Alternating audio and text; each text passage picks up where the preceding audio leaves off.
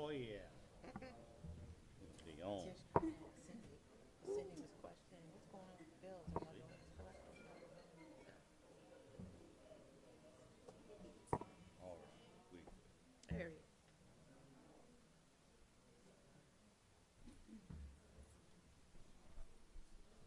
Good evening, sir.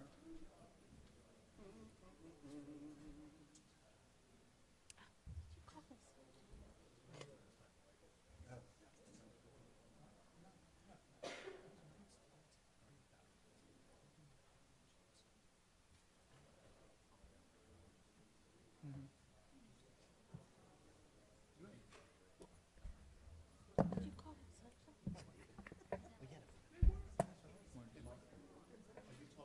There's a reserve clause. All right, 6:01.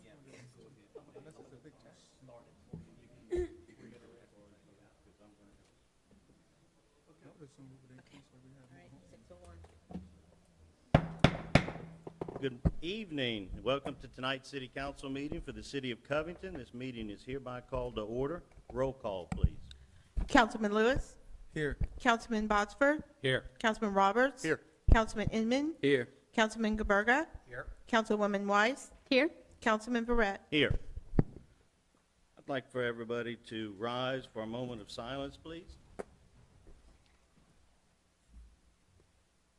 And would Pastor Young please lead us in the Pledge of Allegiance?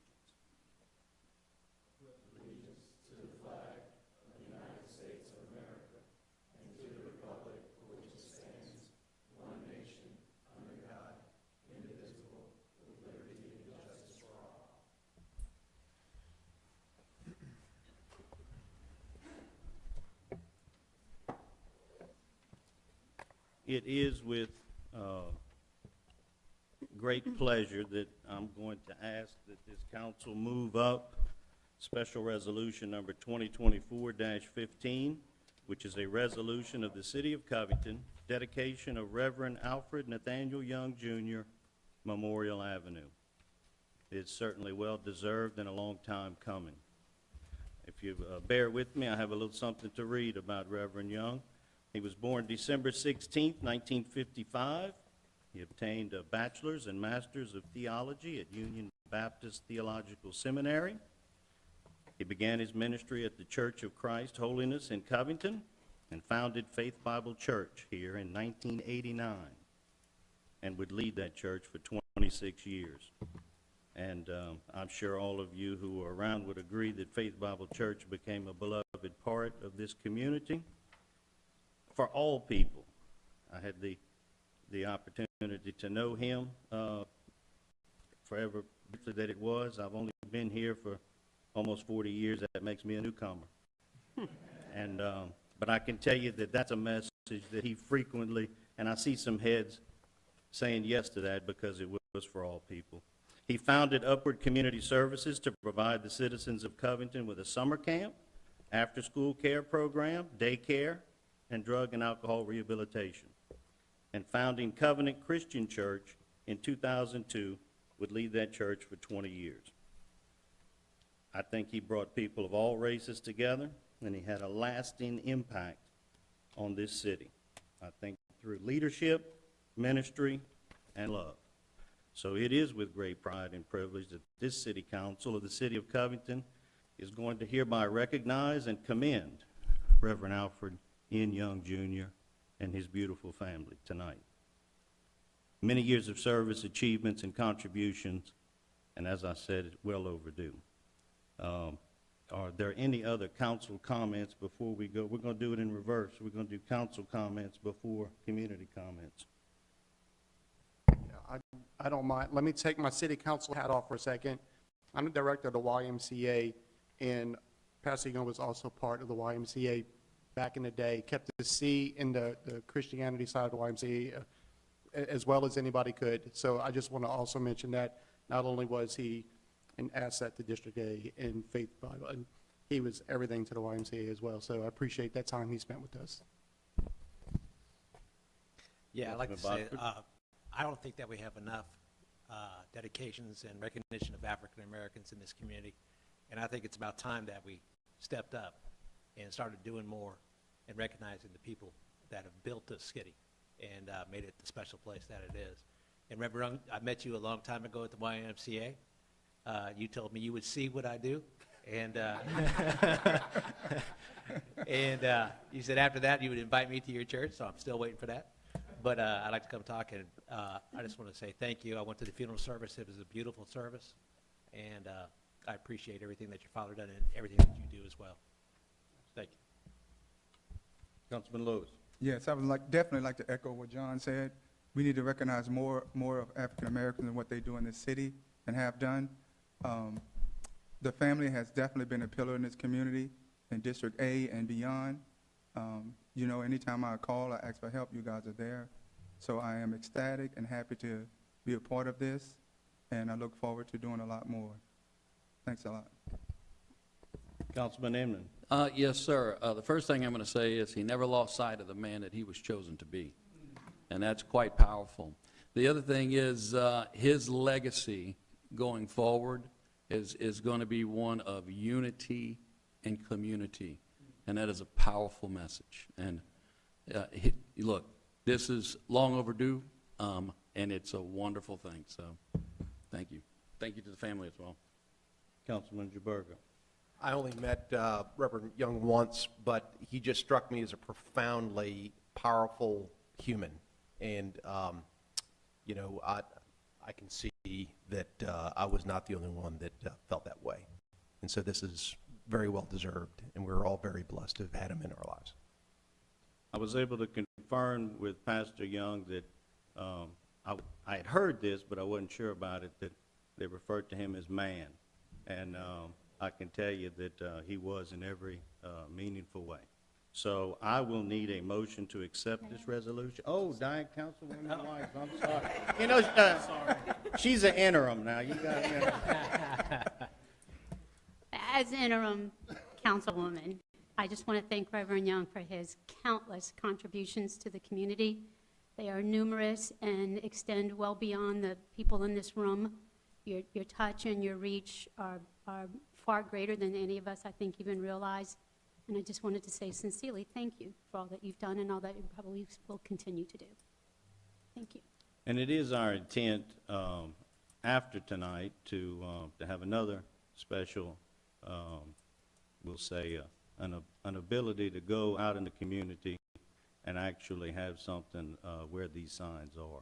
And we would hope that the community would turn out, everyone in the community would turn out, because it's that special.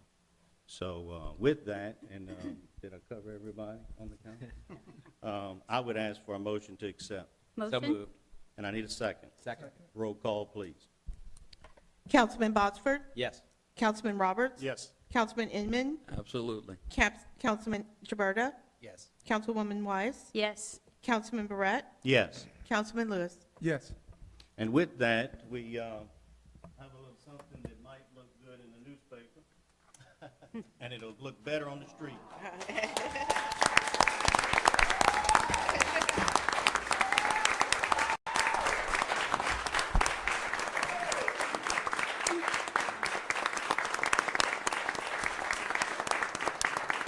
And if we could have the family come up and take a photo with the council, we would be honored.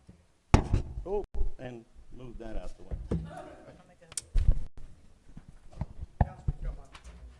Absolutely.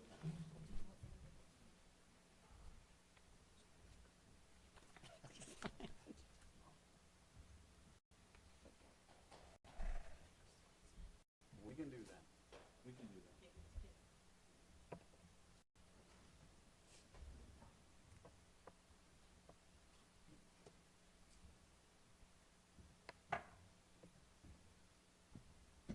You want to come? Yeah. Where you want to? Up here? Come up here. I think we should put Come on it up here, in the right? middle. Jermaine, can you see that there? It needs to be raised.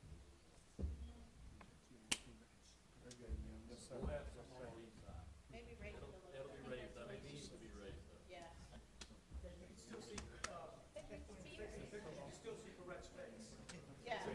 He should hold it up on both sides. Y'all squeeze in. Yeah, jump in here. Move all these chairs around a little bit.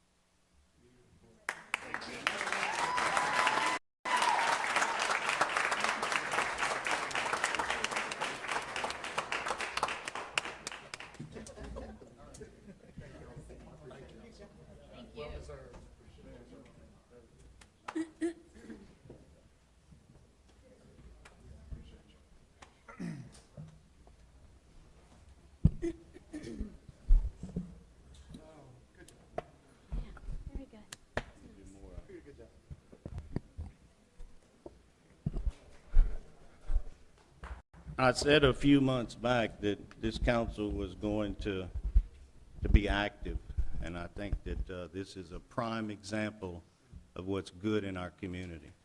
So I thank the family for coming out, and I think it'll be a good community event as well, and I'll work with Pastor Young to make that happen.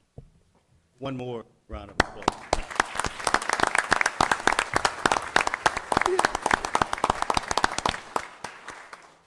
Thank you all. No, because from one big, well, they might want to leave before we talk about them utility bills. Take care, Jonathan.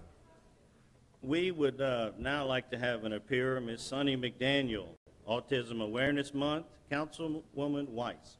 Yes, good evening. It's actually my pleasure to introduce Dr. McDaniel and her colleague Yvette Furr and let them have an opportunity to tell us about all of the amazing things that they do to bring awareness and to support autism in our community.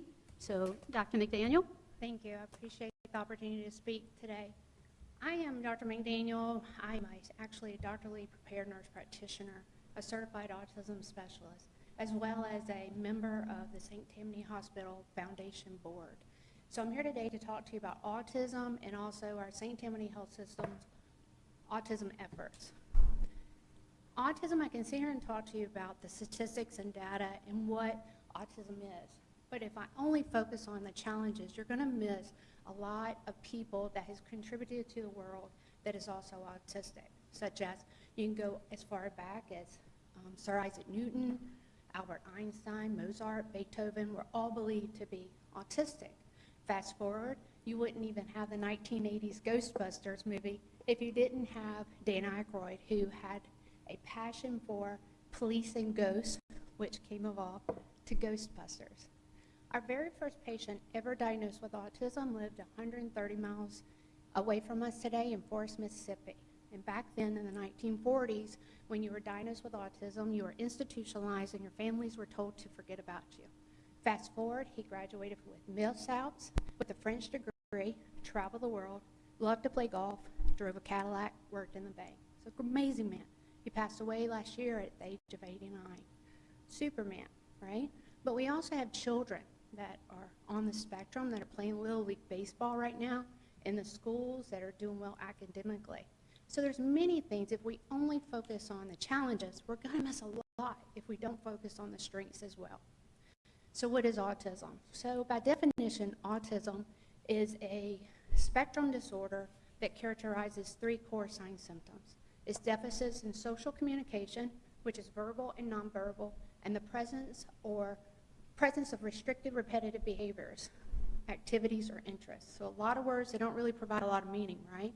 So in other words, it would be a child that likes to line up their toys, doesn't pretend play, won't follow a point, may like to hold something in their hands at all times. They struggle with what I call the swag of communication. The back and forth is what's hard. So to give you a scenario, I like you to picture you in the grocery store and you see someone you know, you go, hey, how's it going? But you keep on walking. Intuitively, we know in that scenario, I'm really just saying hi. The next scenario, hey, how's it going? I stop and have a conversation. How did you know the difference? How did you know that I was stopped in one scenario, and the other one I'm really saying hi? Autistic people do not pick up on those body language. So then you take eye contact. Eye contact is a cultural thing. We make eye contact to let you know I'm paying attention to you. My body awareness also lets you know I'm paying attention to you. But if I turn my head and I'm looking around, you would think I'm not paying attention to you. But really that's equivalent to if you're driving down the road and you're lost, what's the first thing you do? You turn down the radio. That's decreasing sensory input so you can focus. A child or a person on the spectrum does not make eye contact because they're turning down the radio to hear you better. But for us, we assume what they can or can't do, okay? So as a healthcare provider, we are not taught about autism except the screening, because autism is a medical diagnosis, but it's not treated medically. Actually, autistic people will seek services to help enhance their skills in social communication, functionality, engagement, and behavior. And usually that's speech, OT, ABA, which is considered the gold standard, all right? So let's take, for example, if I am a nurse practitioner, right, and I'm taking care of a child with RSV, I have clinical guidelines for best practice that tells me the best way to go about decision-making in the treatment plan for a child with RSV. Now, what if I have a child that's autistic with RSV? That treatment plan, or the standard of care for RSV, is the same, but the approach to way I can deliver that care is different, because now I have to switch hats. I have to wear a hat of an ABA, a speech, an OT, and many more professions. And so that can be difficult because, again, we are not taught. I actually brought my clinical guidelines book when I was in school. And I don't know if you can see that highlighted, but that's pink. And that is what we get taught about autism in the medical world. And again, it's because autism is not treated medically, okay? So here's another example. I had a 4-year-old well visit. It was a new patient. He was coming into my clinic, and I knew he was autistic. And so beforehand, I called the mom, got some information from her, and I knew that he was nonverbal. He could communicate via visual support, and he was scared to death of the doctor. I mean, he would fight and cut up, scared to death. And when I was talking to her, I asked her what his interest was, what he's motivated by, and he loved balls. So fast forward to the appointment, and I'm sitting there, and I go into the room. I don't wear a white coat. I don't wear scrubs because kids get afraid, all right? And they have a right so. Think about your first 4 years of life. 2 months, 4 months, 6 months, 9 months, 15 months, 1 year. Fast forward, they get shots. So every kid coming into the doctor is like, whoa, that's not the place I want to be, right? So now you have a child that has sensory issues, that is nonverbal, cannot communicate very well, unless it's a different mode that we're not trained in, gets very scared. Now, as a healthcare provider, I cannot pick what parts of the standard of care that I'm going to do. That's not right. What I have to do is adapt to the child so I can deliver the best standard of care. So if that RSV patient, again, I have to wear many hats so I can deliver the care that they need. So back to the little boy. So I knew that he liked balls, and I went into the exam room. I sat on the ground, no white coat, no scrubs, regular clothes, and I had a ball, and he was playing with them, different balls. And I had one particular ball, just like this. And I set Indian style, and I looked at him through the ball. And I stopped, and I waited. And the whole time I'm talking to the mom, I don't immediately engage the child because I don't want him to be afraid. I want to let him get used to me being in the room. Finally, comes into the room, comes up to me, he sits in my lap, he grabs the ball and starts looking at his mom through the ball. As he's doing that, I'm able to do a full physical exam. I look up at the mom, and the mom's crying. And she goes, no one's ever taken the time to do that. That's not only disheartening, but it also tells you that autistic children or patients in general are not receiving the standard of care. And that's not okay. So a lot of people ask me, how do you know this? How do you know this information? Why are you the one that makes this connection? Well, I have 3 beautiful boys, and one of my boys is on the spectrum, and I knew very early he was. So at that time, I had already finished all, schooling, so I went back into school and enrolled into the University of North Dakota and got a graduate degree just in autism spectrum disorders. And that degree was based on behavior and education. Nothing to do with the medical world, but it helped me carry it over. And what I've learned over the years when watching him go through different therapies is a lot of times as professionals, we collaborate or we work side by side, but we very rarely intermingle different philosophies. For example, if I'm in an ER with long wait times, maybe I should look into the Atlanta airport or how Disney pushes a lot of people through. What is it that they can do that I can put into the medical world? So when the board asked me to be on their, be a member, I asked them if my major role could be in creating resources for St. Tammany Hospital. And we are the only one in the nation that does it to this degree. I've looked and I've examined and made sure I've done my homework. So the first step we did was I took all the inpatient, outpatients and got them to become certified autism centers. Now again, it doesn't mean we treat them, treat autistic. individuals. What we're doing is we're bringing in the hats of different philosophies of speech, OT, and ABA, and I'm intermingling the two professions. So the first step was get to Certify Center. Certify Center means that 80% of the staff has been trained, certified, and dedicated to ongoing education in autism. It's the only way you can maintain the logo. But a sticker on a piece of paper is not enough. Now, since I know more, I have to do more. So I have to implement that. So now I have to create stories, or visual aids, social stories, and video modeling. So if you look in your packets that you see, you'll see example of a social story of our bone and joint clinic. And what that does is it tells a child via pictures of what to expect from when they enter the building to when they leave. We also have video models that can show you what the x-ray room looks like, even the sounds of the x-ray machine, to where they're getting a cast removed or not. In order to really implement this phase and do it well, I needed to consult with an expert, and that's where I teamed up with Yvette Furr. I'm going to hand the podium over to her because she's the expert in this field, and I want her to be able to tell you in a more elegant way than I probably could.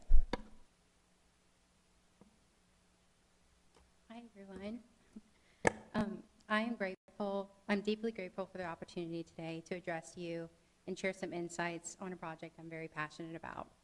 As Sunny previously mentioned, the focus of this initiative is to better serve the autism community, which is a group I have the privilege of being around personally and professionally. My name is Yvette Furr. I'm a board-certified behavior analyst and licensed behavior analyst in the state of Louisiana. I provide behavior consultation services in Baton Rouge and Covington. I run the Best Buddies Baton Rouge Citizens Chapter, and of course, create visual supports for the St. Tammany Health System's pediatric clinics. My role in this project specifically is to create accommodations for St. Tammany Health System's pediatric clinics by using evidence-based teaching and antecedent strategies commonly used in ABA therapy. In designing this project, I recognized the importance to select strategies that were not only effective, but easily accessible and trainable to individuals with varying abilities. These accommodations are intended to prepare children for what to expect when visiting the pediatric clinics. By providing these strategies, we hope to see an increase in patient quality care. So with that being said, I'm excited to tell you what these 3 key accommodations are. As Sunny mentioned, it's social stories, video modeling, and visual schedules. Social stories are personalized illustrated narratives that are designed to guide individuals through social situations, routines, expectations, and perspectives. These stories offer support in navigating unfamiliar and challenging scenarios by providing blueprints of sorts that consist of appropriate behaviors and coping strategies. So for example, if I were to write a social story for myself for today, and I was very nervous to present today, it would have encouraging prompts such as, if I'm nervous, I can take a deep breath or take a sip of water. And then next to that, it would have an illustrated picture that demonstrates how to do that. A similar but more detailed accommodation that we've created is video modeling. And like I said, it's very similar, but just in more detail because it's a video. We have to recognize that there are diverse learners in the autism community, so providing a video model is just another option for patients to experience what to expect when visiting the health system. Providing video options for patients helps give a more detailed example of those same things, the expectations, communication skills, appropriate behaviors, and coping strategies. But for example, and Sunny kind of hit on this too, in the bone and joint clinic for the cast video, you're not only able to see the cast being removed, but you can also hear the cast saw. And also we have an x-ray video that gives an accurate representation of how dark the x-ray room is so that it's less intimidating when children go to get an x-ray. The videos just give more context to patients as to how long the exams last as well. Finally, the last accommodation we've provided are visual schedules. This is a widely utilized strategy within and beyond the autism community. These editable picture schedules break down activities into a step-by-step routine, sort of like a to-do list, but in pictures. Visual schedules can even be in the form of an agenda, which you guys are very familiar with. But we use pictures, and this is for a variety of reasons, but the 2 main reasons are so that it's more consistent with the social stories that the children are able to see prior to the visit and the video modeling. Another reason is by eliminating words and symbols, we're striving towards a more universal language so that we can accommodate as many learners as possible. Overall, though, providing clear and structured framework, visual schedules help children navigate tasks more willingly by understanding the expectation and seeing a clear end in sight. When creating these visual aids, I go into pediatric clinics that we're targeting at the time, and I observe the providers there. I learn the most common exams that they perform and why they perform them. Once I shadow, I then am able to create visual aids that are tailored specifically to their clinic. Once the accommodations are made, then we provide trainings for each staff member at the clinic. I've recently used these accommodations in personal and professional life. I have a client who has a rare genetic condition that requires him to go through all sorts of testing and in and out of hospitals multiple times a year. Each visit can be very traumatic for him as this causes great anxiety. Recently in our session, I reviewed the video modeling and social stories, and then we went to the doctor together. His mom told me that this was the first time they had ever been able to put the blood pressure cuff on his arm without restraining him and him crying.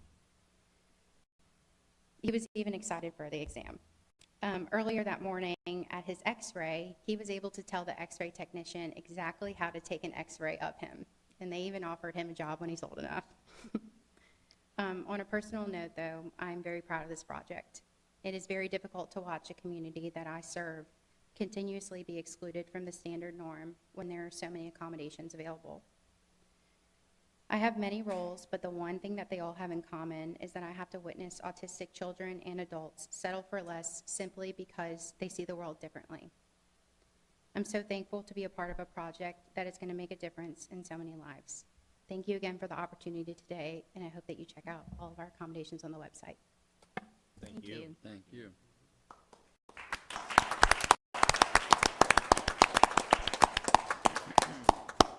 Council comments? Yeah, I have a nephew that's autistic, and he was in Raleigh, North Carolina, which is probably one of the best places he could be at the time. And he was nonverbal at first. They taught him sign language, and then they also counseled the parents and how to deal with different things and teach that the kids. And like how you said that they go through a different spectrum, and he's definitely on the spectrum, but now he's lead chair in the band for drums. He's also on the track team in the high school, and it's just amazing from the support that, like, what you give, how he's developed and has been able to catch it and educate people. That's very And exciting to hear. yeah, it is. It's amazing. So just to see from where he started to where he is now as a young man, a junior in high school, it has been a journey, and thank you for doing what you do. Of course. If you take a look at the mayor, Yeah. he's,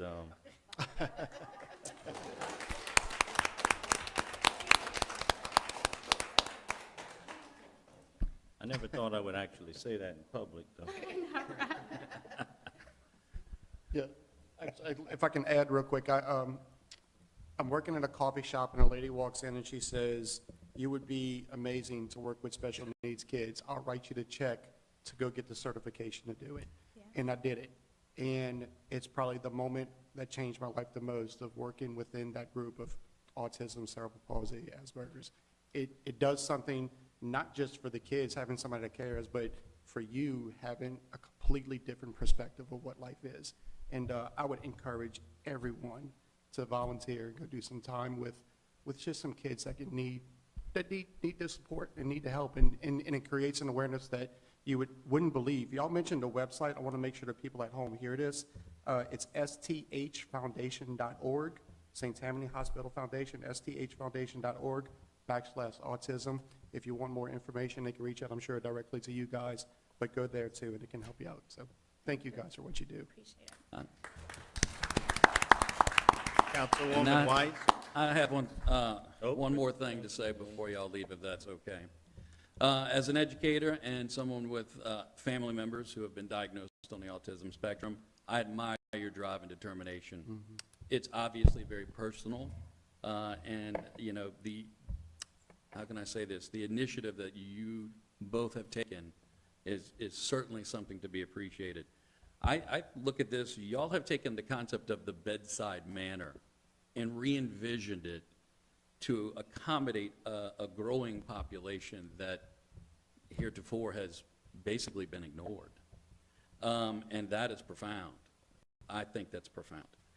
Your efforts are leading, at least in my estimation, to better healthcare outcomes. And not only do I thank you, the community, I'm sure, now that they know about you, will also thank you. And last but not least, Dr. McDaniel, you know, I love that family back there, so I'm glad you're a part of it, so, yes. Councilwoman Weiss? Ladies, thank you very much for bringing your message, the resources for our community. We are incredibly blessed as residents of Covington to know that you have done all of these great things through the Hospital Foundation to bring not only the awareness, but the resources and support to the citizens of Covington. And for that, I thank you both for your dedication and your passion and for sharing all of that with us this evening. So thank you for coming. Absolutely, very informative. Thank you.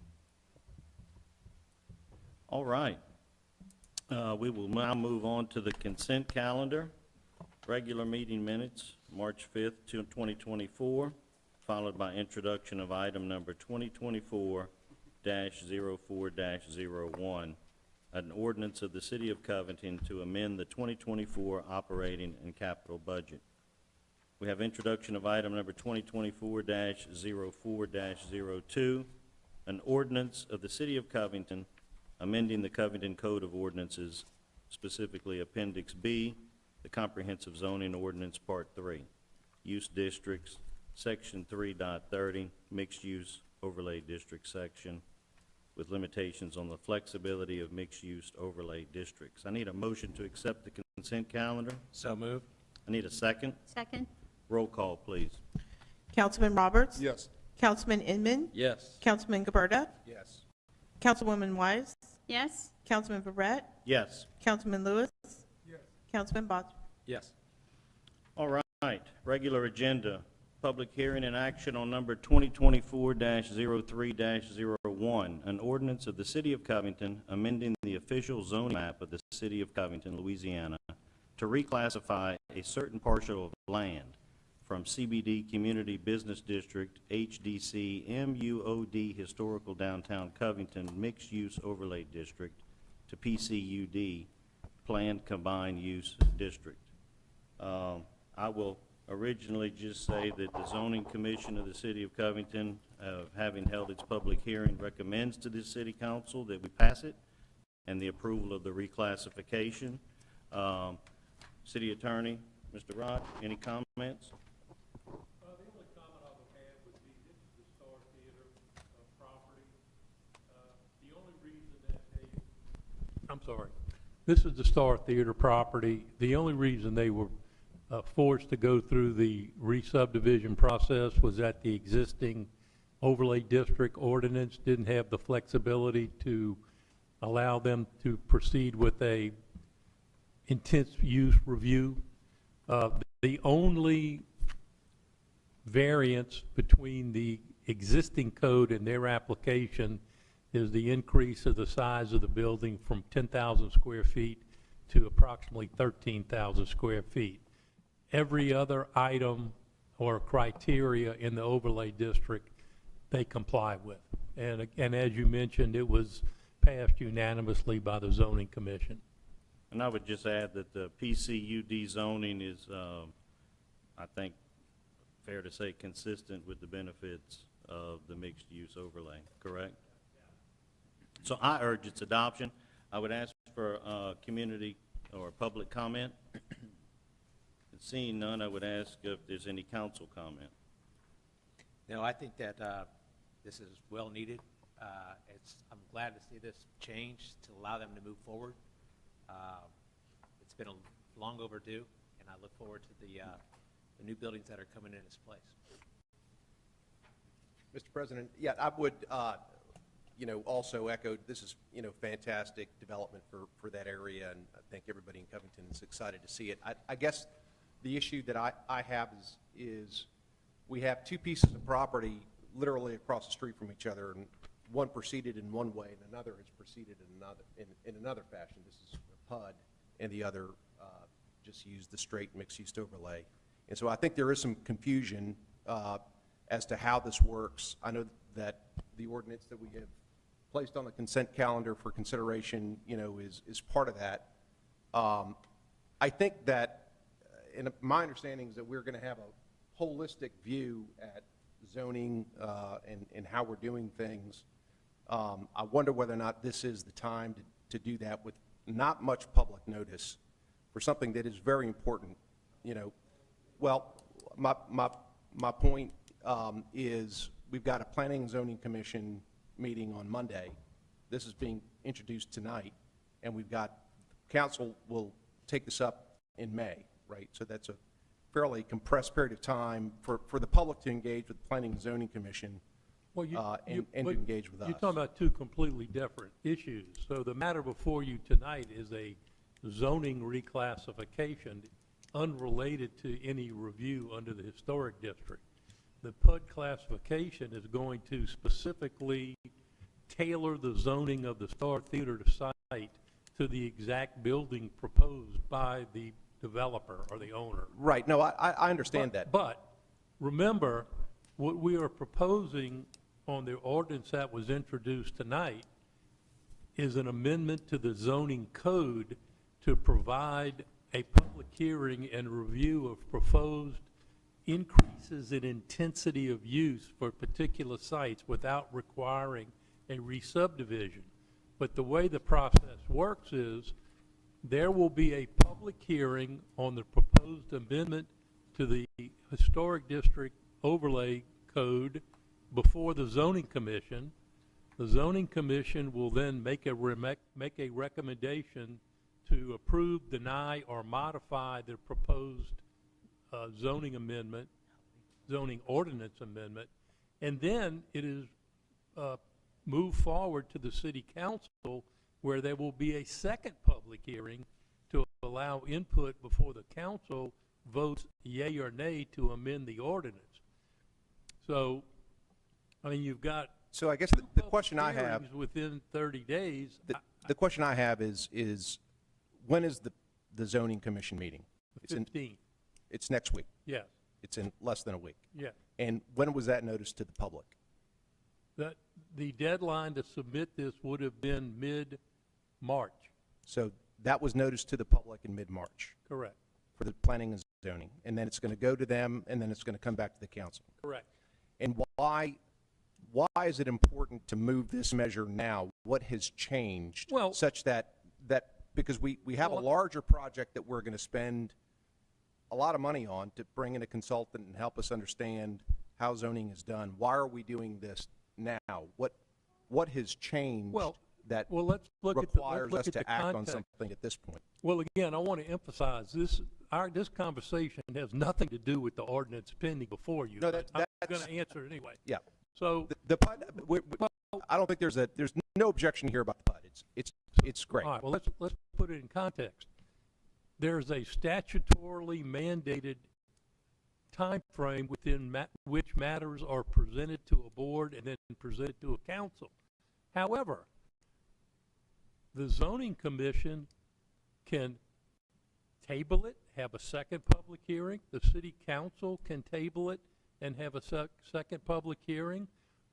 The issue was brought to the forefront and put on a fast track because there is currently no methodology within which to review more intense uses under the existing historic district without having the farce of appealing to the Board of Adjustments or forcing the property owner to proceed with a rezoning, neither of which are appropriate. The code itself should have a methodology to review proposed uses.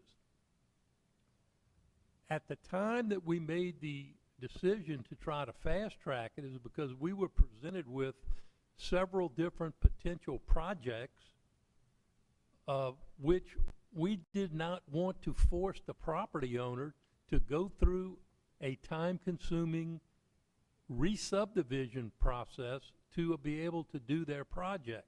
Now, one of the two projects that we were interested in is completely off the board. and the other one may be proceeding forward, but it was only to provide some ability for potential uses of property in the historic district to have an avenue to present their intended use of their property for review without having to go through a re-subdivision. Right. I understand, and I guess the point I'm trying to make is I'm not sure what is broken, because something worked for the Southern Hotel, and then something different was done for. Well, let me Hold put on, it this Rod, way. can I finish? Rod, It can I worked. finish? Yeah, go ahead, I'm sorry. Yeah, thank you. Something was done for the Southern Hotel, and that went to the Board of Adjustments, and it was passed. And then the Star Theater folks decided to proceed in another manner with a PUD. Fine, that was their prerogative. What is broken? What is it that has to be fixed, and what is it? What is broken, and what has to be fixed on such an urgent basis while we're going to be undertaking a more full review? Is this on? With the Southern Hotel, staff and legal do not believe that the Southern Hotel followed the proper process. And the option presented to me was to file an appeal of the Board of Adjustments ruling at the JDC 22nd, which would have put Lisa Ward's project in the court system and shut down downtown Covington for the next year. And I made the decision not to appeal their decision, but that doesn't mean it was right. I'm happy with her project. I'm good with it, and that's why I didn't appeal it. But it is not the proper process.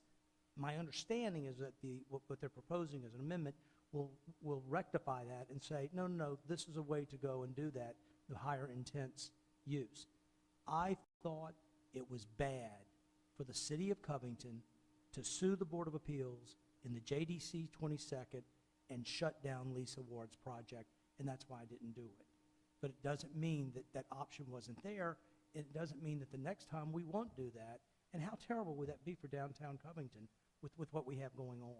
I would agree with you. That would be a tragedy. But the Board of Adjustments did look at it, and the Board of Adjustments disagreed with the staff. I'm going to and- tell you and with- unequivocally, and with the council. Board of Adjustments was Rod, wrong. please. The Board of Adjustments was legally incorrect. The Board of Adjustments' decision would not have withstood judicial scrutiny, and the Board of Adjustments will never make that mistake again after the law was explained to them. It went over their head at the meeting, and we are trying to amend the ordinance to allow an orderly public hearing process to address issues brought up by Lisa Condrey. But just because the Board of Adjustments made that ruling doesn't mean they were right. And as the mayor said, our only alternative was to file a lawsuit to overturn their decision, which we felt was not in the best interest of Covington. But that does not mean they were right. Well, I sat in that meeting, and I listened, and I understood exactly what the legal arguments were, and I followed them, and I believe that the BOA was correct. But we can you set and I that to need the to have side. a little We powwow, can have because you're wrong, too. we can have another discussion. But the question I have, and I guess we're going to have more time for it later when this comes back up, is why are we doing this now? We are going to go through a comprehensive review of the zoning ordinance. We're going to spend money on that. We're going to bring experts in.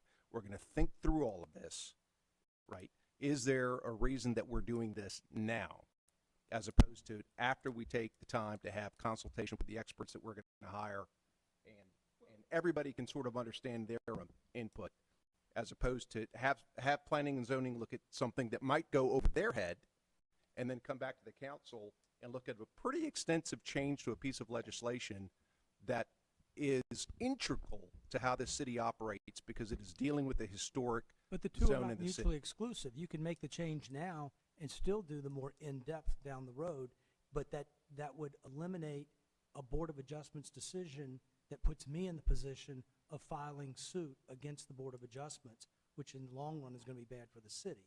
So you can make this change now, and you can still revisit it during the longer process when the experts come in. There's no reason for you to sue the Board of Adjustments if the Board of Adjustments has made a decision that you ultimately agree with. And that's what happened here. The Board of Adjustments looked at the application, they made a decision, and Lisa got her permit, right? And the city didn't sue. sounds like there's a difference of opinion about what the statute says, okay?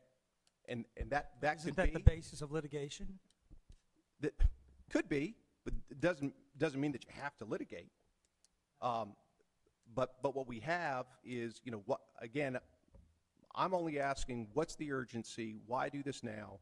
Why not just wait and take this up after we've had the benefit of experts that we're going to hire? But we're not voting on it tonight, and, you know, I'll take up no more time. But I do think this is something that is crucial to the historic district of Covington, and we have to really measure twice and cut once before we just let this run through. And I'll say no more. Thank you. Let me say this, that tonight we're doing public hearing and action on number 2024-03-01, and this is the PUD for the former Star location. So I think we're going to know where you're going to stand next week, but I think right now this should be about is number 2024-03-01, an ordinance amending the official zoning map to reclassify that property. Is that good for the city of Covington? And I think that it's good for the city of Covington. And I think that this council would make a mistake by trying to fall in a trap of discussing something that hasn't been properly before the Planning and Zoning Commission, which is what you're referring to. But I understand the comments, and I think that's for another day. So, any other council comments? I would like and I would ask for a motion to close the public hearing. So moved. I need a second. Second. I'm going to make a motion to adopt, and I'm going to ask for a second. Second. Roll call, please. Councilman Inman, Yes. Councilman Jaberga, Yes. Councilwoman Weiss, Yes. Councilman Barrett, Yes. Councilman Lewis, Yes. Councilman Botsford, Yes. Councilman Roberts. Yes. Moving on, public hearing and action on number 2024-03-02, an ordinance of the City of Covington to amend the 2024 operating and capital budget. Councilman Roberts. Amend. So I would love to tell you that when we do the budget, it's perfect, and we know everything that's going to happen within a year, and there's no questions asked, and the reality is that's not true. So in the process of the termite damage behind us in the city council chambers, we found more termite damage, which just enhanced what we have to spend on it, and there's just an amendment to the budget to make sure that we can cover that cost. And we can cover it, we just need to approve that we're going to choose to use the funds from the general funds over to helping the capital side of this. I think that's basically it in a nutshell. Yeah, just to let you know, so the comments from Ann Fatzer, my office, additional damage in live termites were found, which caused for the cost for the repairs and renovations to increase. Also, through the permit process, it was determined the structure had to be brought up to current code, which increased repairs and cost. And that's it. We have any public comments? Seeing none, are there any council comments?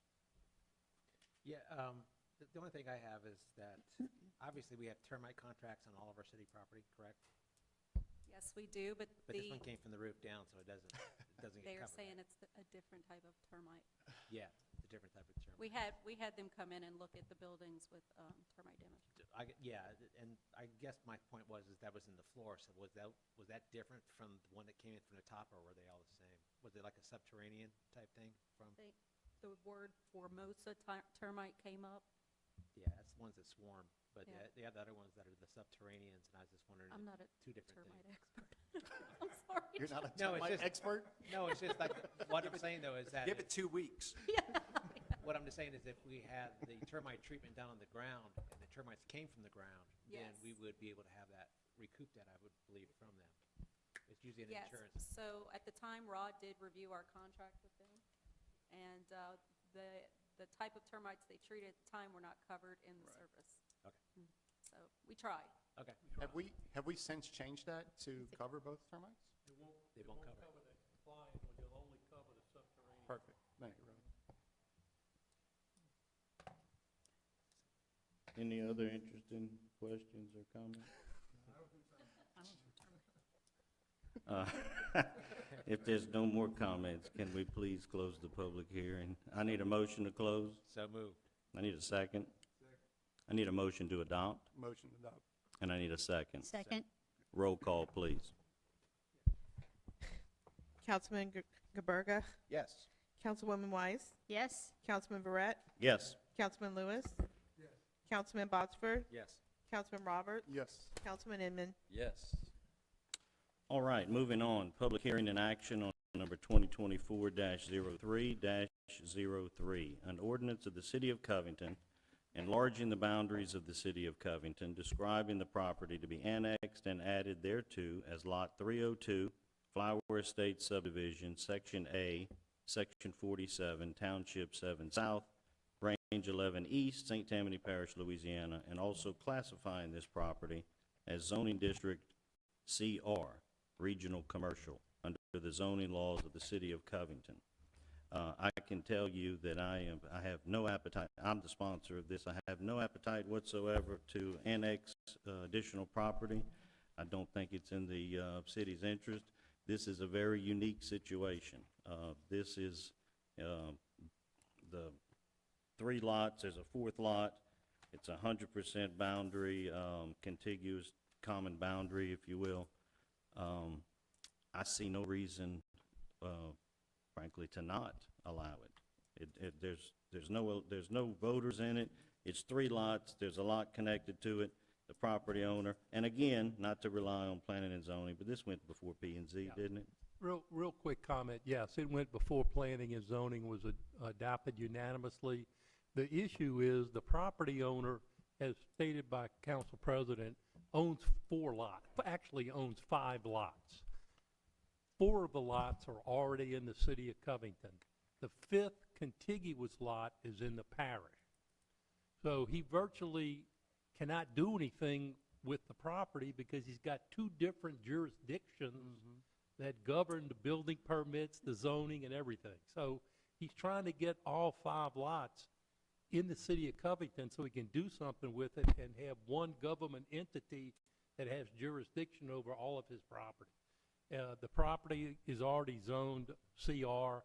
The proposal that was approved by planning and zoning will zone the 5th contiguous lot CR exactly as the other one. So the guy can have one piece of property that's in the same government jurisdiction.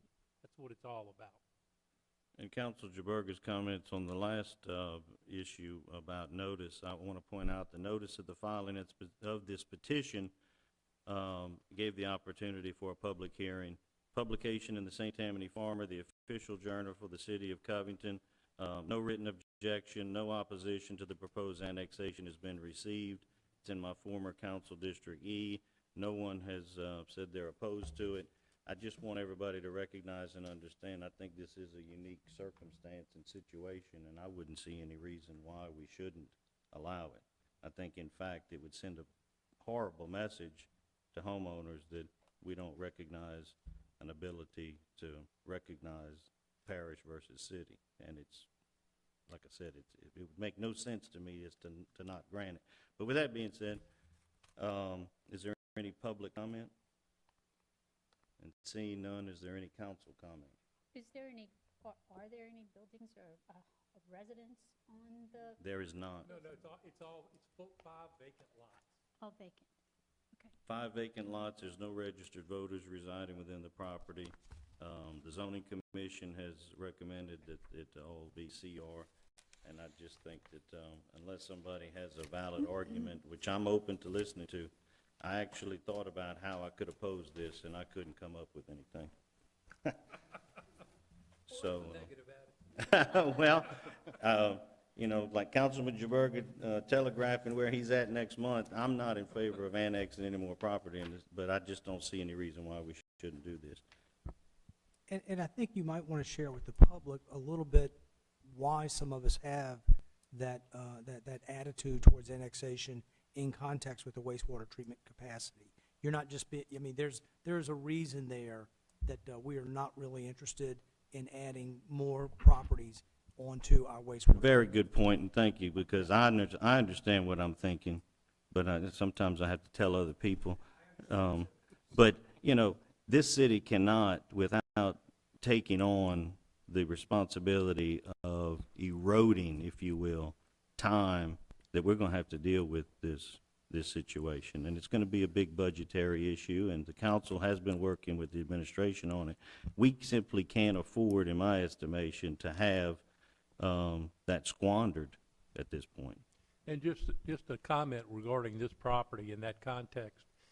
This property is served by Utilities, Inc. We don't have sewer lines out this far down Highway 21. So it's not going to result in sewage going into our plant either. And let me just say, without a good reason, if he was out of the blue trying to ask for 5 lots to be brought in, I would be opposed to it. Any other council comments? All right, seeing none, I'd like a motion to close the public hearing. So move. I need a second. Second. I need a motion to adopt I move. and a second. Second. Roll call, please. Councilwoman Wise? Yes. Councilman Barrett? Yes. Councilman Lewis? Yes. Councilman Botsford? Yes. Councilman Roberts? Yes. Councilman Inman? Yes. Councilman Gaberga? Yes. Moving on to public hearing and action on number 2024-03-04, an ordinance of the City of Covington authorizing the mayor to purchase on behalf of the City of Covington a 1.22 acres of a 24.66 acre parcel situated in Section 21 TGS R11E north of the Savannah subdivision for the construction of drainage improvements. Councilman Botsford. Yeah, this is actually a piece of property that is in the parish currently, but it will be in the city, and we will maintain it. This is long overdue. It's a watershed area, and what we're trying to do is collect the water and route it back into one of the ponds in the savannas, then meter it out to flow into the Mile Branch. This is to alleviate or try to alleviate, or at least help out the people that are on the northwest side of Piney Plains. When it rains there, it's like a river coming from the backyard to the front yard, and which also inundates the city drainage as well. This is long overdue. There's more to this. On the parish side, I won't bore you with that one. But like I said, this is definitely something we've been trying to work on this since 2016 to get this done. And finally, with the right people in place and the administration reaching out, bringing Aaron over here too and everything, has actually got us some traction, and the residents there will be extremely happy. I can't blame them, because their fences are rotting, everything's rotting because it's this watershed that's coming over them, and we want to reroute it through the savannas. And to let you know too, the parish is going to do the project. There are some things that the city is going to do as well, but the parish will do this all in-house. Any public comment? Any comment from city administration? I just want to thank the property owner who agreed to re-subdivide her property, Ms. Cretin, to create this parcel to assist us in this drainage venture. Very good observation. Any further council comment? But just on the funding for it, so it's a $20,000 piece of property, and this is being funded out of the list of rollovers that were approved at the last meeting. There was money set aside for land acquisition, and so we reserved a portion of what was still there just for this acquisition. All right. If there's no more comments, is there any objection to closing the public hearing? And if so, I need a motion to close. Motion?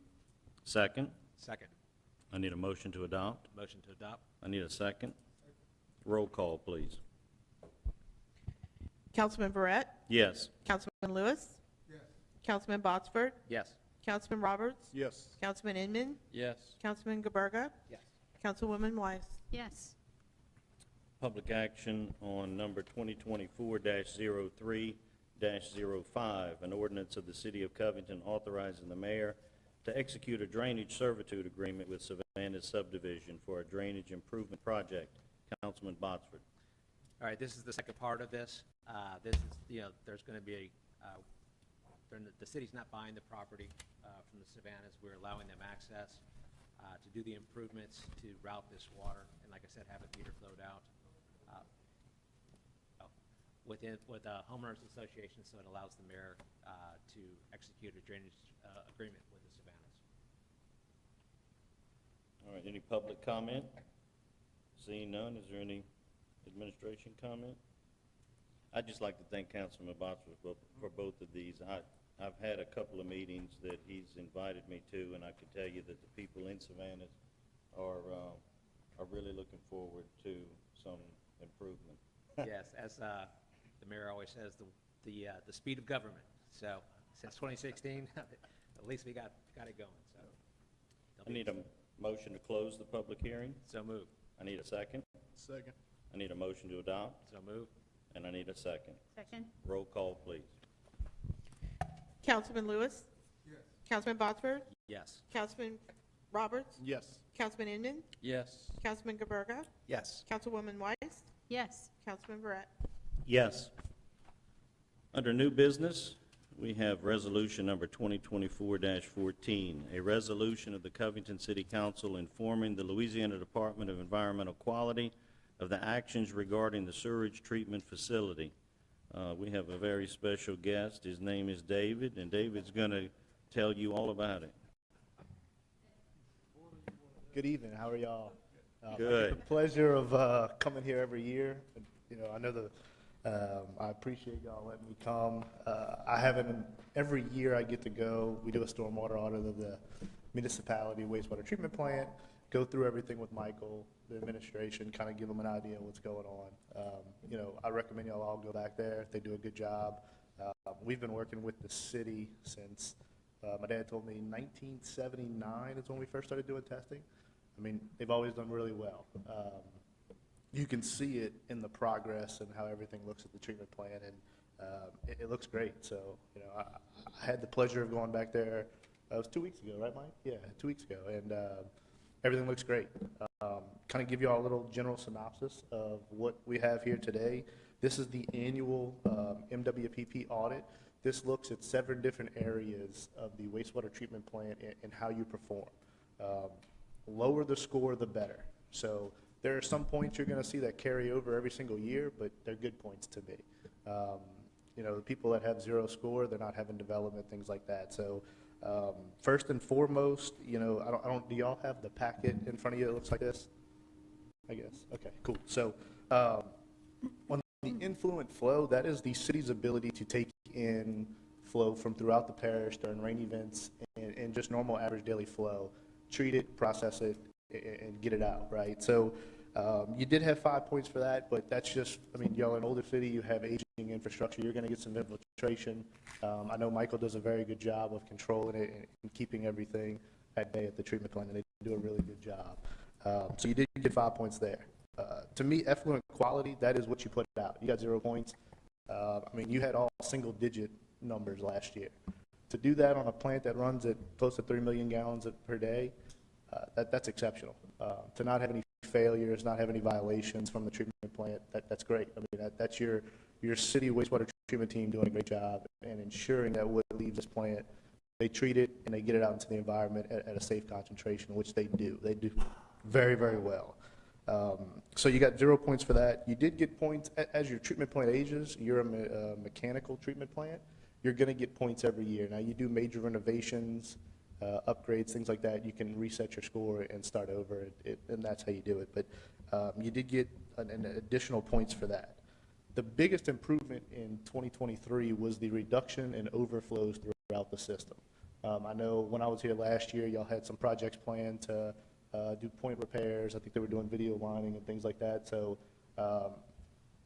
keeping, you know, to keep doing those types of projects, that only helps you with overflows. That is, you know, pump station backups or stuff coming out of gravity drainage and things like that. So, you know, y'all did reduce those in 2023, so that's good. And I'm sure y'all are probably, you know, budgeting for, you know, future 2024, continue infrastructure, you know, anything you can do to help these guys with aging pipes and systems and upgrading pump stations, it just makes their lives easier.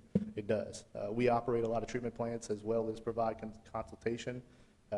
Pump stations and gravity lines, those are always going to be your weak point on the system. So I think as y'all continue to put in money and do more, it's going to reduce overflows and continue to go in the right direction there. As far as solids, getting rid of solids, y'all are contracted with a company from out of state. They're able to take your solids whenever. There are some municipalities that don't have the budgets to be able to do that. They have to do other means and methods in order to get rid of solids, but the city, you have no problem with any of that. The sixth part of the 7 parts that they look at is new development. I mean, the city's very nice, you ride around, everything looks great, everybody wants to move here. So that's good points to me. 15 points, I would take that every year. Those are points that some municipalities wish they got, and they don't, but y'all do. So that's great. Operator training, y'all have operators that range from, trainees all the way to class 4s.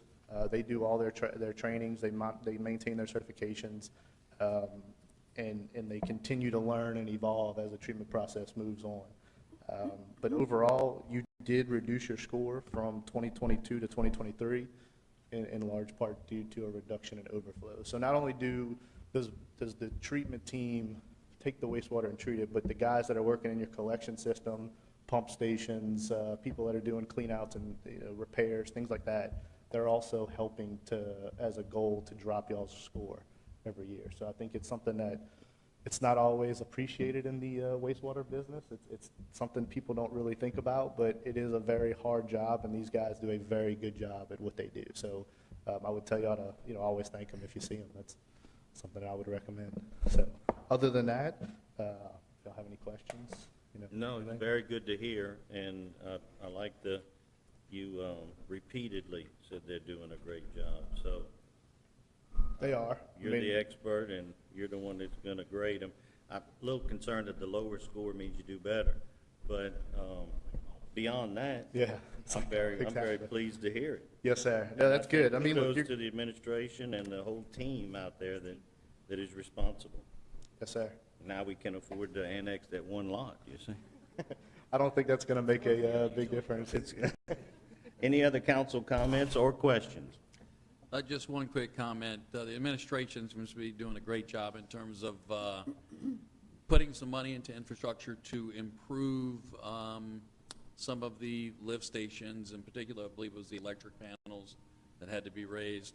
So that should alleviate some of those problems even more. So hopefully next year at this time we'll have even better scores. So well done.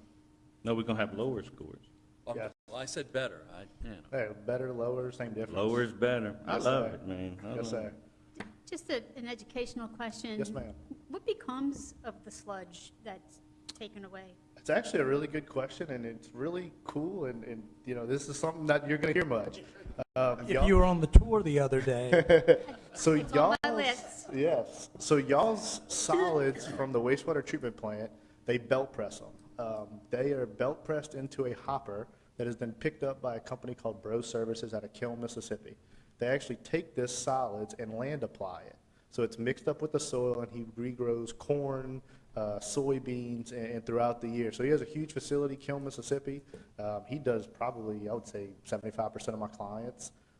And they take this stuff and they reuse it. I don't think they sell this. Isn't like a food for human consumption. It's used corn for like animal feed and stuff like that, but they actually reuse it. So that is I'll be honest with you, if you ever need good fertilizer for your garden, you can go to the treatment plant and get a scoop of that. Best fertilizer you will ever put in your garden. I have some in my tomato garden, and I have the prettiest tomatoes you'll ever see. But it is the best We fertilizer just had a you can farm to have. table. Now I'm thinking I need to get my, That gives So- new meaning to go with the Yes. flow. I mean, it's beautiful cake. I mean, it really is. And he land applies thank you, it. Diane. I appreciate the question. I knew it had a purpose. Thank you for It the does. reminder. You're welcome. Y'all have a good one. Thank y'all very much. Thank Y'all you. good. Yes, thank you. and we'd be remiss if we didn't acknowledge the director of the wastewater treatment plant, Mike Brent. Mike, would you stand up, please? Yeah.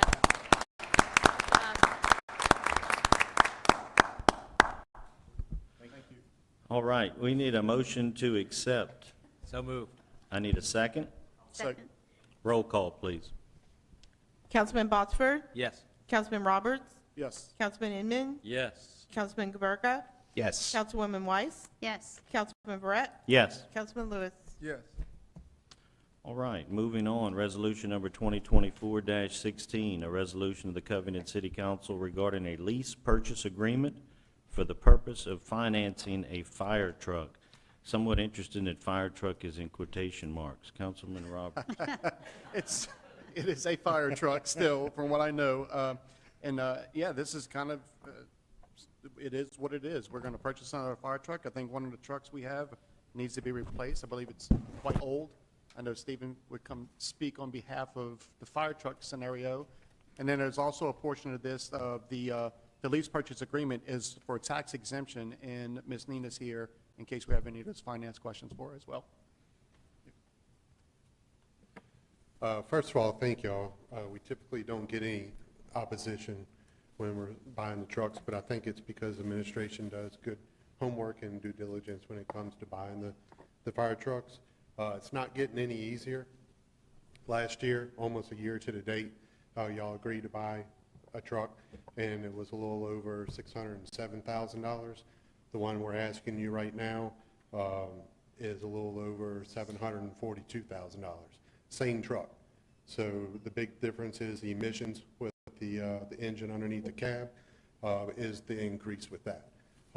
Trying to actually start a committee right now with other fire chiefs to try and mitigate that, not only for the beginning of purchasing fire trucks, but also the maintenance. Some of those emission systems go out. Some mechanics have quoted $10,000 to $20,000 to fix, which is 1/3 of our vehicle maintenance budget. So we need to keep an eye and try and help to where maybe fire departments can be exempt from that. Also, the turnaround time. Hopefully next week, we actually will receive delivery of that truck that you bought last year, and encourage y'all to come by the fire station and check it out, or we can, invite y'all over and see it. This one here that we're asking y'all to let him, the mayor, enter in the lease agreement, 2-year turnaround time. So price is going up, turnaround time's going up, and it's getting intense. So, but luckily, the one that's coming in next week, we will be replacing a 1999 truck. We'll either send it to the surplus or try and donate to another fire department. But thank y'all for any questions. Yeah, where do we get our trucks from?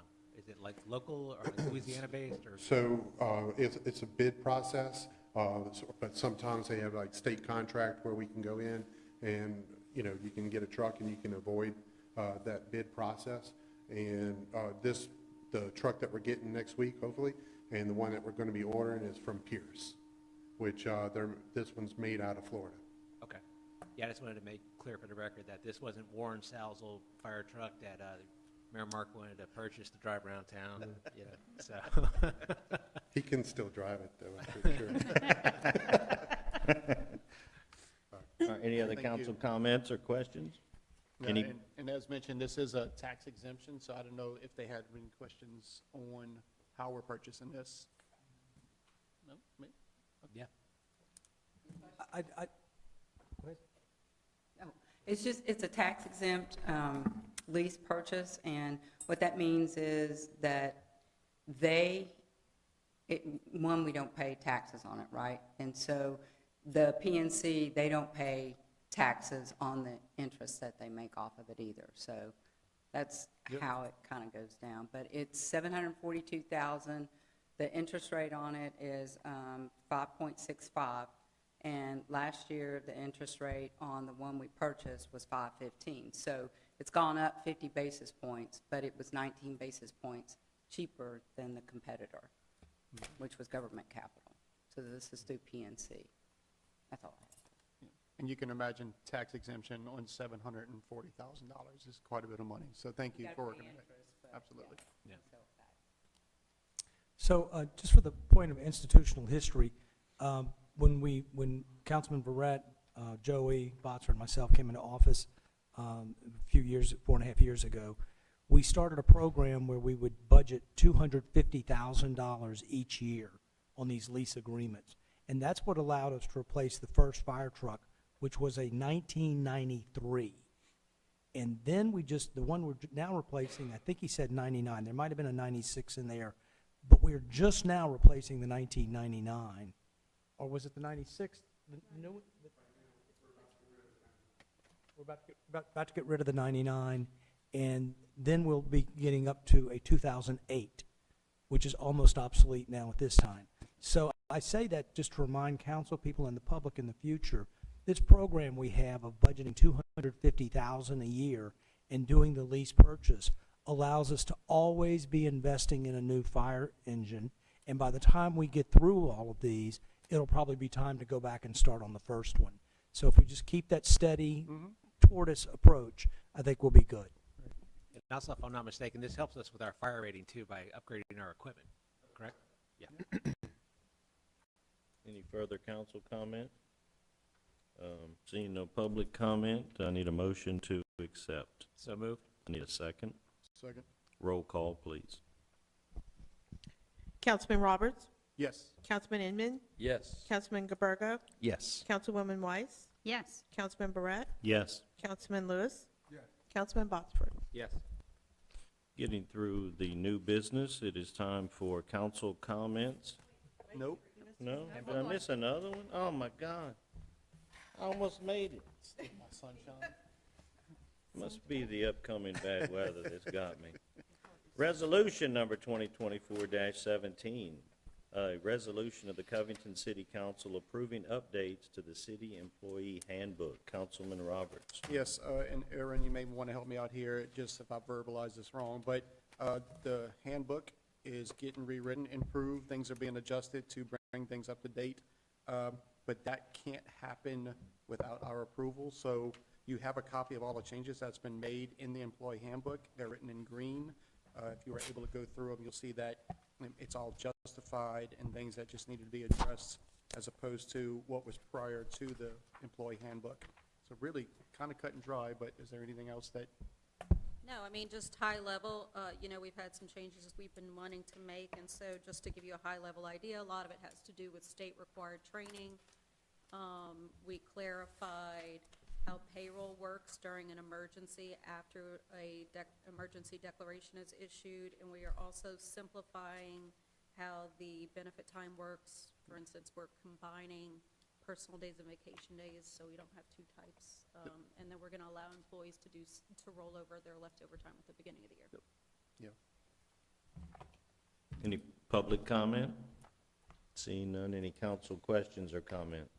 I did look at it, and it's obvious a lot of work went into these changes. It's not glamorous work, but it's really necessary and very, very nicely done, very, very thorough job.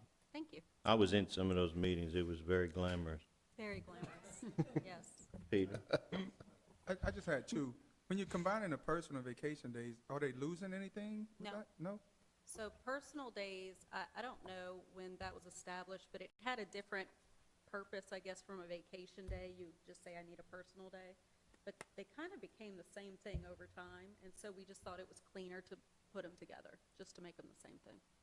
Then my other one is, how are we going to notify the employees of these changes? Will they get a new handbook or? Yes, we'll be printing new handbooks for everyone. Okay. And they have to sign acknowledgement that they received it. All right, that's it. That was my Thank you. question. Any other questions, comments? Just thank you. Answered mine preemptively.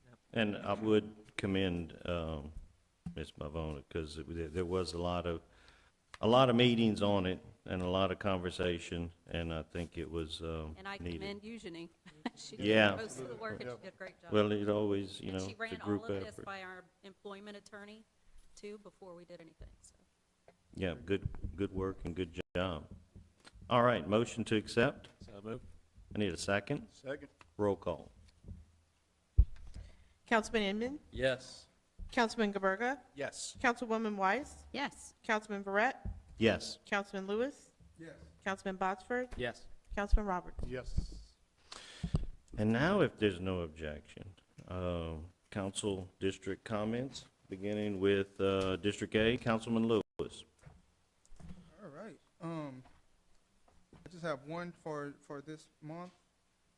We have our Juneteenth celebration coming up, Juneteenth 2024, of course.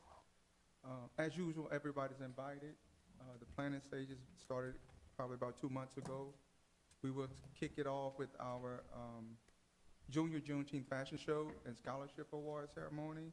We held June 14th, starting at 7 o'clock. We plan to have it at the Furman Auditorium. We'll have 4 categories for the youth, of course. Juneteenth colors, HBCU pride, Sunday best, and what they inspire to be. And there'll be some packages awarded, of course.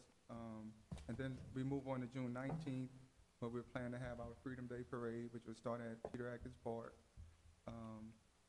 And then after that, at Peter Atkins Park, we'll have the Family Day and stuff at the park, which would be with different games and vendors and informational, just welcoming everybody to come out and enjoy yourself and the celebration. About it. District B, Councilman Botsford. Yeah, I'd just like to give a shout out to Public Works for addressing quite a few issues that we've had lately with water main breaks, sinkholes, you name it. I mean, they did a great job, as always. Thank you for also bringing the Spider into Covington Point to get back there and do some work. It's greatly appreciated. Spring for Art is April 13th from 6 to 9. From what I understand, it's completely sold out as far as they're packed with vendors. It should be an awesome time in downtown Covington. Also, the Food Bank is having their 40th anniversary, April 21st, from 2 to 5. Everybody's invited. It's going to be at the Food Bank at 125 West 30th. All right. The March stats for the Food Bank, they served 975 households, a total of 1,320 boxes, and had 58 new registrations. Food program update, their distribution at Good Sam's and Slidell's continues to be a success, now serving 44 registered families and individuals with long-term food assistance. After launching the program in February, we expect the program to fill up quickly where things are currently progressing. They're also looking at partnering with some local residents and doing a summer drive program to feed the kids, because we know that a lot of the kids, their only hot meal is during school system. So over the summertime, the Food Bank and some local residents are partnering together to kind of fill that need for these children that don't, so they'll have a nice meal, which is a great thing.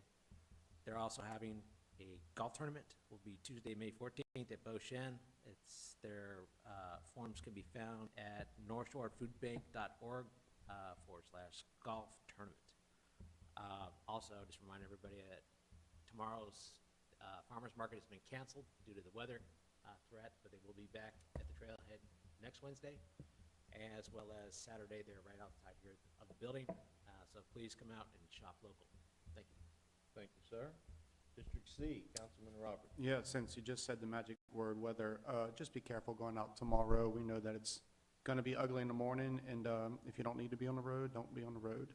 I'm going to commend Councilman Botsford, because the St. Tammany Art Association is back to doing what it does, and it's nice to be back in that building, and it's already historic, but there's a vibe about it that I absolutely love. So if you get a chance, go see what they're doing at the St. Tammany Art Association. I love to see everything that they're about. And then I had the opportunity to visit or attend the Farm to Table event that just happened here in Covington.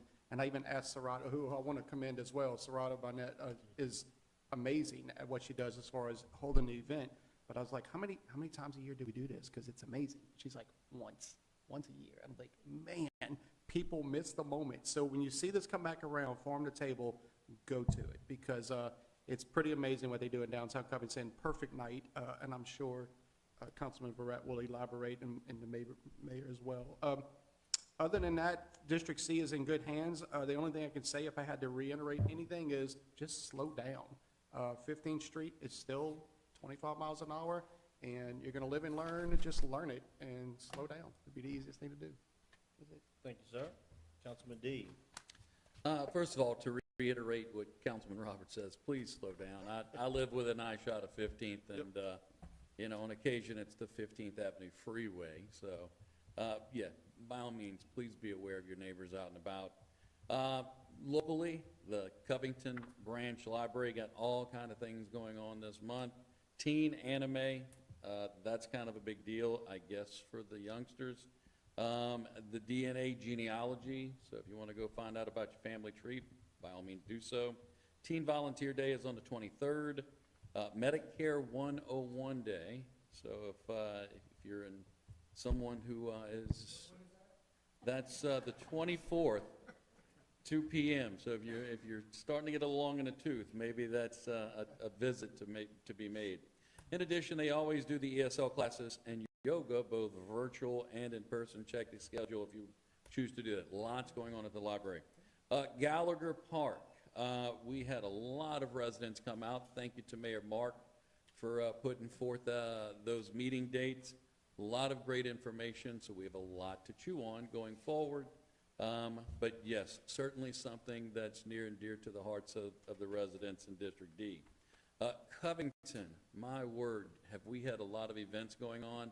As I like to say, Covington is turning into the event city. We just do such a great job, and our reputation precedes itself.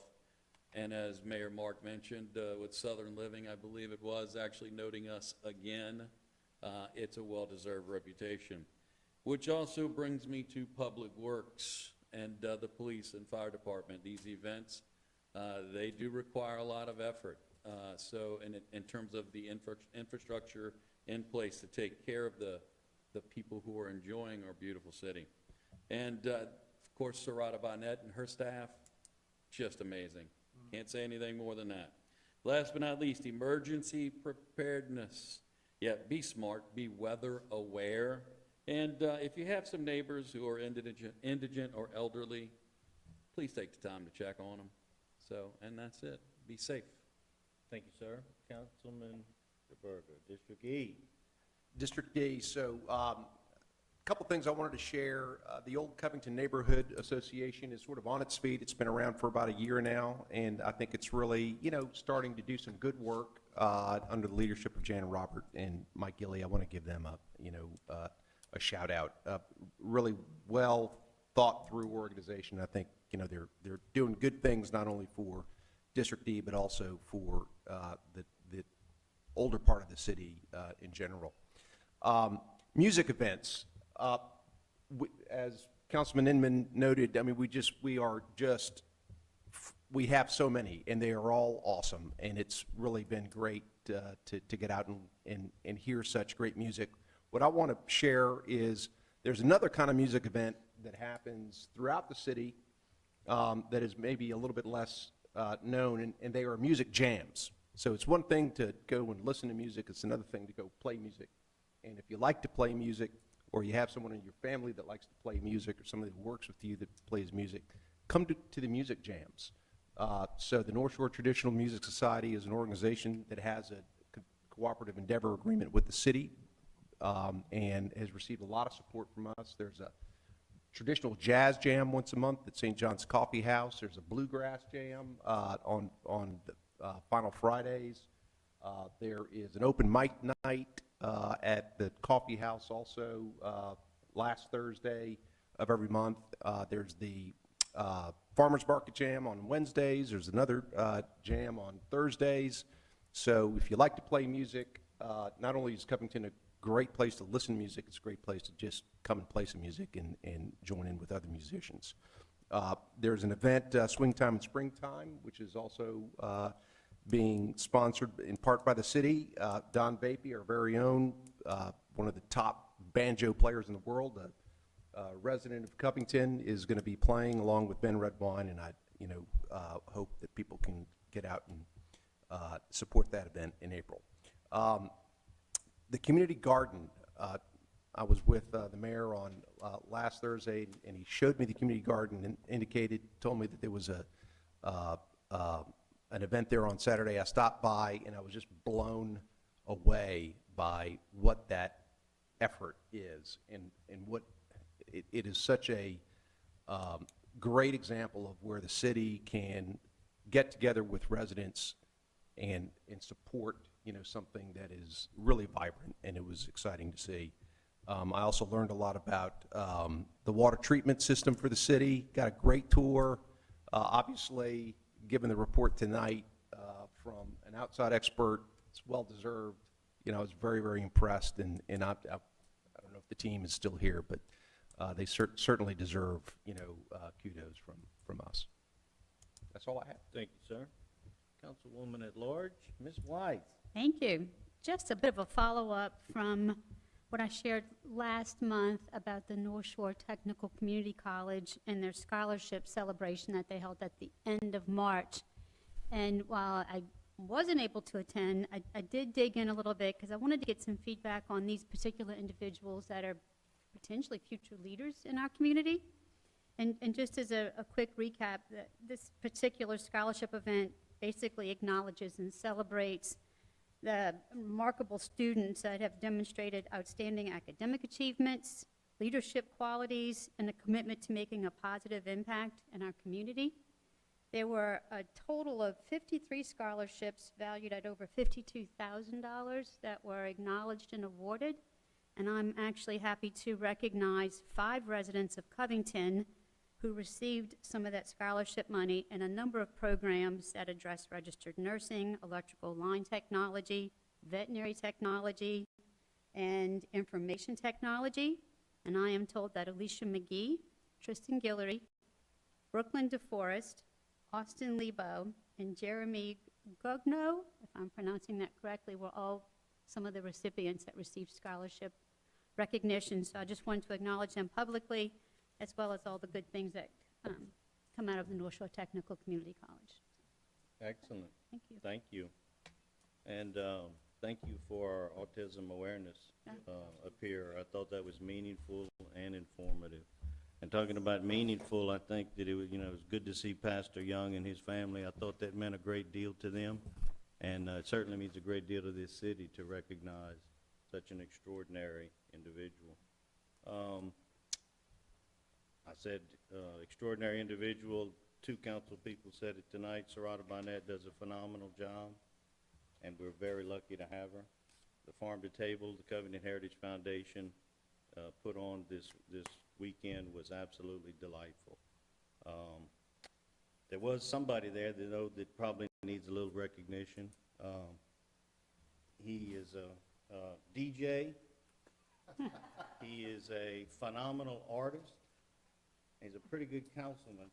It did occur to me after a couple of cocktails at the event that we have our own Leonardo da Vinci, not DiCaprio. And it's Councilman Joey Roberts. And kudos to you for coming out there and having a good night with us. I think you got to see what the Covington Heritage Foundation does on a regular basis. Antiques and Uniques will be coming up on April 20th and 21st. That'll be at the Trailhead. Sarada's instrumental in that. And we work hand in hand with the city of Covington to put on a very nice event. And we ask people to come on out and see the vendors. We also have our Memorial Day celebration for those that deserve it and need to be recognized. And that is an absolutely phenomenal event and well attended. And I encourage the council members to come out to that as well.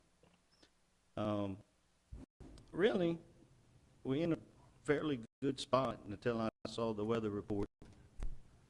And my understanding is City Hall will be closed tomorrow. Correct. So essential employees will be reporting, non-essential employees will be working remotely. So with the option to come in, they're aware that they can come in if they choose to do so. And I just wanted to make that announcement to the public here.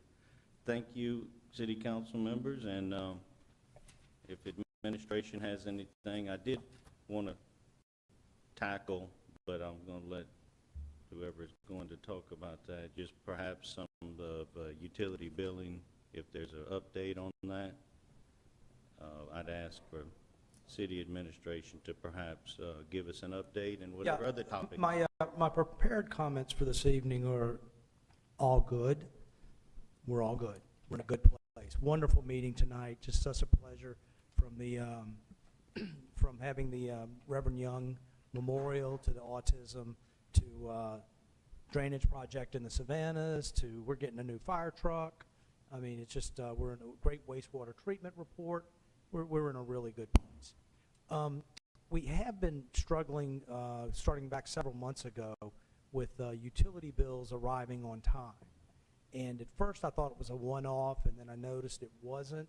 So last fall, I asked staff in utility billing to begin tracking when we submit the bills to be processed, when the processor mails them, and when our residents start to receive them.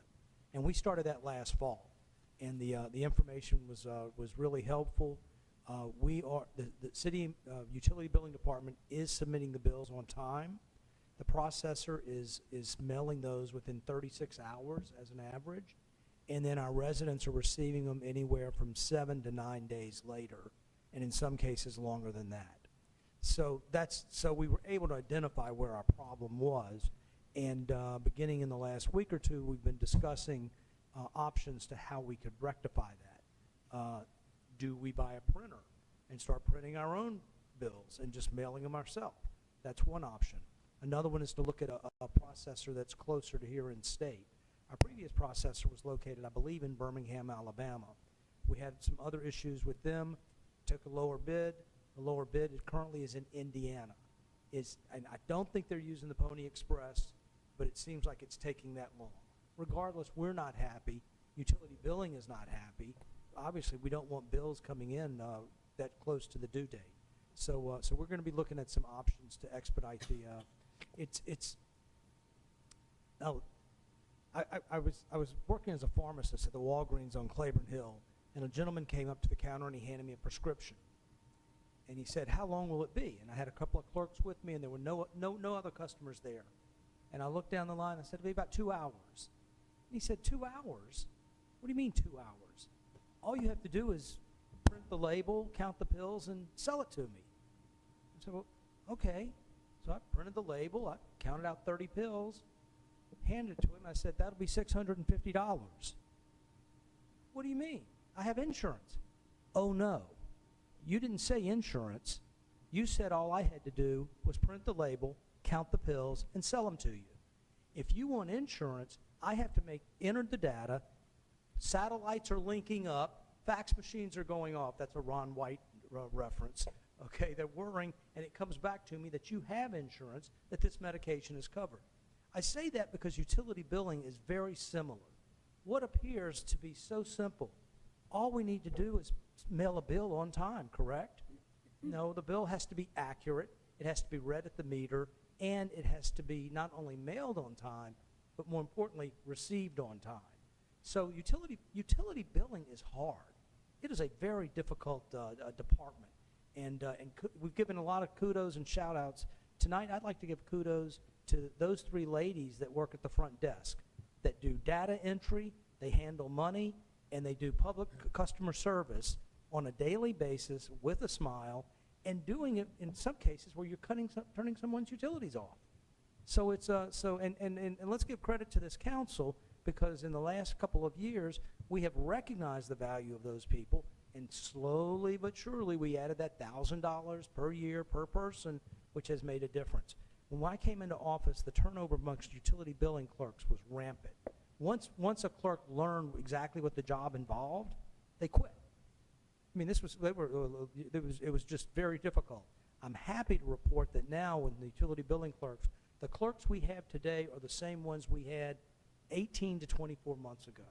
I think this is by far the longest I've seen. So I just share that with you to let you know, utility billing is a challenge, and when you do everything right, you mail an accurate bill and they receive it on time, well, that was just the expectation. But when the bill comes in late or it's not accurate, then that's where the complaint comes in. But we are very sensitive to the fact that our bills are arriving late, and it's probably going to result in some changes. Did we create a grace period, or like extend the grace period? Yeah. I thought so, yeah. Yes. So I have a question. I think it was in our first term when we purchased the meters that would, talk to us, so we didn't have to rely on the utility guy going out there and reading the meter, or driving his truck by and reading the meter. It was going to transmit to us. And I think where are we at as far as having all those installed? I think in our report last week, I told you we were well underway. We were replacing 2,100 meters. Right. At our lunch last week, and I mentioned that. What that exact count is, I can't tell you. Okay. Yeah. So. But we're making progress on that. Yeah. Yeah. That should have been done around the time we came into office Yeah. 4 years ago, so, yeah. So my question is that, will that expedite this, like, billing process? No, we're submitting the information on time to be processed, based on the tracking that I initiated last October or November. Okay, I just didn't know if, like, if it was a direct It's link the to us, the or direct, is it the layover is between the time it gets mailed and the time the customer receives it. And we just have to figure out a way to shorten that. Mayor Mark, then the printing is handled by an external vendor? I call it processing, printing is a part of it, Okay. but, And that- but yes, our utility billing director goes through, I mean, we're talking about over 5,000 units, and you have to go through there and you try to catch the ones that look abnormal and figure out, hey, go back out and check this meter again, and you do the best you can. That information is all submitted to the processor. They go through it, send back a report that we then approve, and then they print and mail. And now you know about everything I know about how the process works. Yeah, I Sort of think- a related question, the processor, and now choosing the absolute convenience of auto bank draft, my bill comes in and there's always a return envelope, but it's on automatic bank draft. Is the processing We've fees, investigated. yeah, I think that's what I save a nickel I'm or sorry, two. I thought you were going to talk about the envelope. I'm talking about the envelope that Yeah, comes with the bill right, that you like- would return payment, but for those on Yeah, we- bank draft, is there any way to keep that and No. save a nickel or two? No. Thank you. And I get that answer I know, because I get that question about every 60 days. I have a stack of envelopes. yeah, like- I should give them back to the So processor. you take that envelope and you turn it over in the back and you use it to make your grocery list. Right. So I also wanted to point out too that I want to make sure that everybody's clear that Tish is doing a phenomenal job there. She's always been very helpful to me. I've had some issues with some different areas and stuff, and in no way is it to say like, she's not doing her job, because I think she's doing a fabulous job. She did a wonderful job of migrating our software update, Yes. which was lagging behind. She's done a great job of initiating the meter swap outs, which is wonderful. Tish does a fantastic job at that 50,000-foot level, which you have to have somebody like that. But let's not leave out Raven, who's like the gunslinger. When somebody comes in and they've got a problem with their bill or their meter, Raven will dig into it and find out exactly what that is until she solves it. So it's really a remarkable team. We're very fortunate. Yeah, I'm very happy with the team. We had received a couple of complaints, fellow council members, about their bills, being untimely, the bills untimely. And so I went on there just to see, because mine's auto draft, and so, but I would encourage people, even though it's auto draft, to actually open it up and look at your bill. But I had neglected that because it's auto draft, right?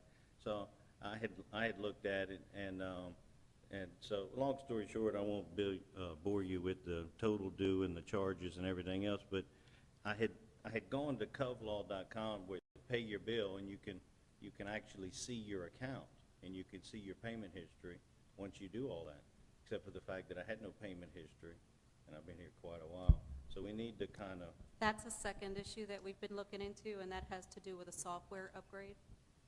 And Tish is actually here if she wants to weigh in, but there was a software upgrade that affected some of our existing customers that were already enrolled, and they failed to inform us of the upgrade and the impact that it was going to have on some people, that they were going to have to re-register, and I can assure you that Tish took issue with the company.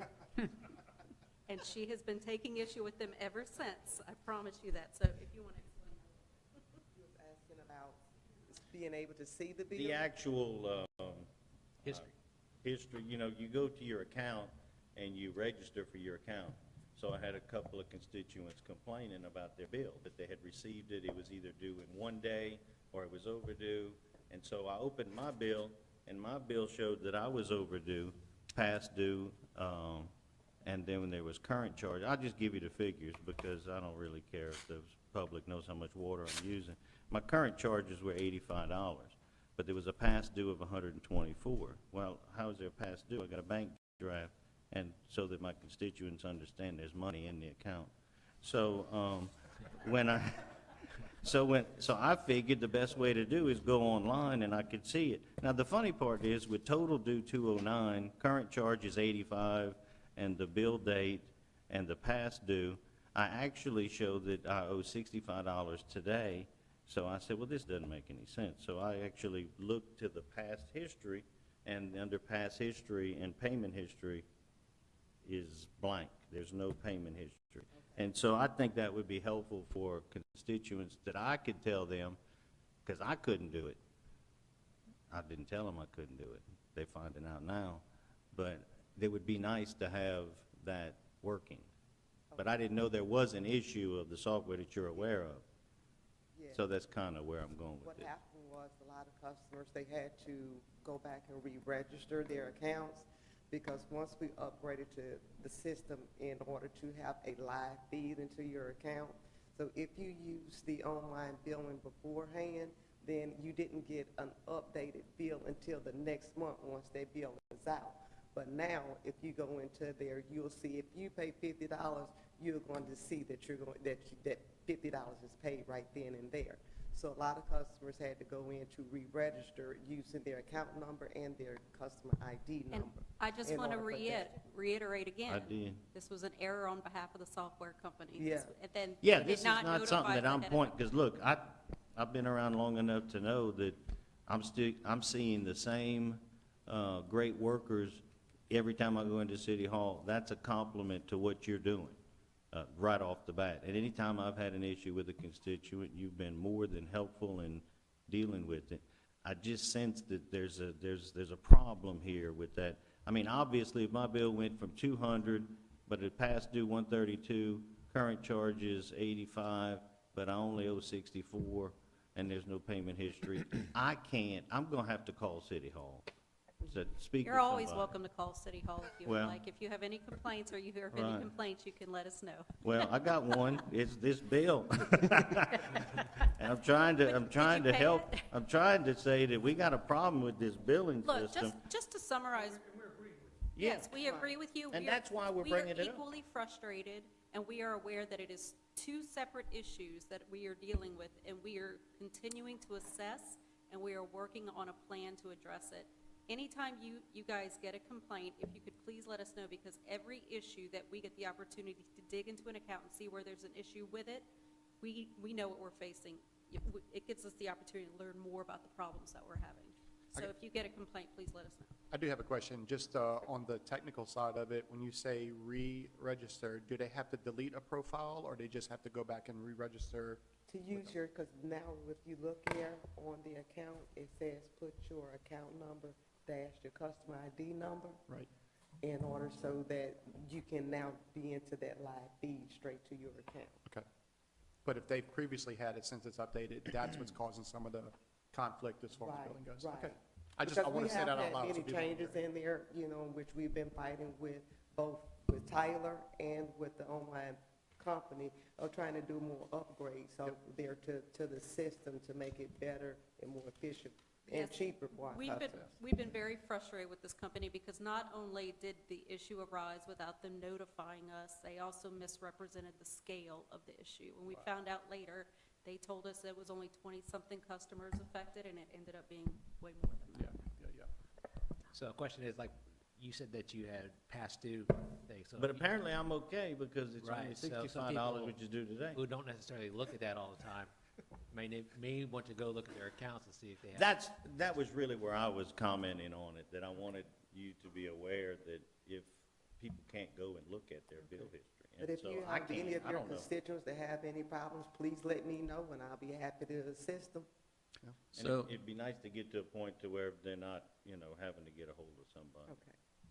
so I do have one quick, I guess, request. Is there a way to put a tutorial on addressing the issue in the event that they have the issue? No, when you're actually going through and reinstalling your account. And, Yes. okay, And then once you go on to the account, you can see that it's labeled at the top on the instructions on what to do. excellent. Thank you so much. Excellent. And thank you for taking on everything. I Yeah. appreciate that very much. And look, we had a lot more complaints before you got here, so you're doing a good job. Keep solving. All right, so, does anyone else, lightning round, does anyone have anything they would like to say before the gavel goes down? Yes. I have, Oh, go sorry. ahead, Go ahead. It was my turn. Congratulations to Callie. She's getting married this weekend.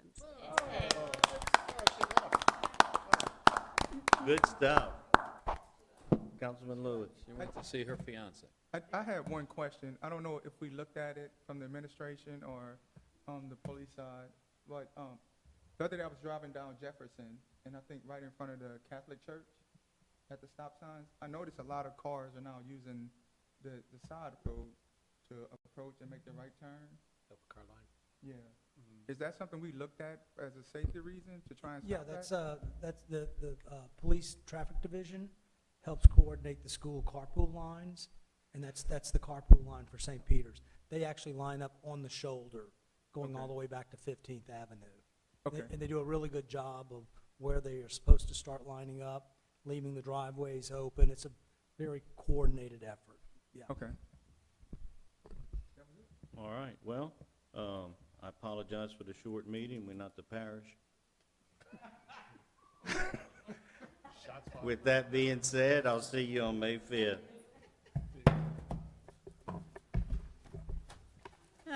I'm gonna pay for that one.